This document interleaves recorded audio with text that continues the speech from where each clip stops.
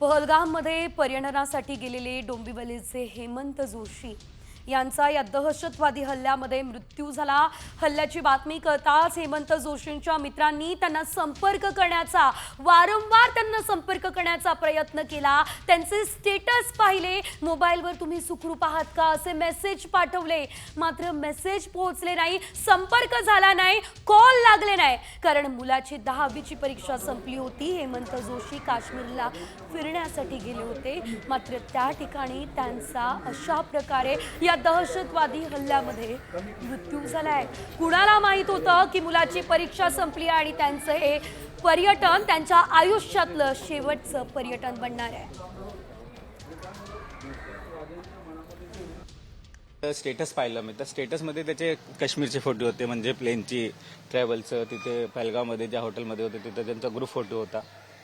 ते स्टेटसवर पाहिलं आणि ते स्टेटसमध्ये ते लिहिलं होतं की इन पहलगाव। तर अजून झालं तर मी लगेच त्याला मेसेज टाकलं व्हॉट्सअपवर की आर यू सेफ। तर ते मेसेज डिलिव्हर झालंच नाही, फोन लावला तर फोन पण रिंग गेलं नाही।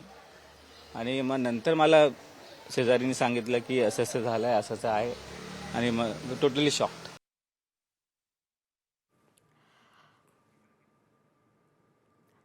अद्यापही काही जणांचे पर्यटक जे आहेत ते काश्मीरमध्ये अडकलेले आहेत, संपर्क करण्याचा प्रयत्न होतोय, त्यांची माहिती अद्यापही मिळत नाहीये। तर आपण एकंदरीत जर बघितलं तर मित्रांचा शेवटचा मेसेज मात्र हेमंत जोशी यांच्यापर्यंत पोहोचलेला नाहीये।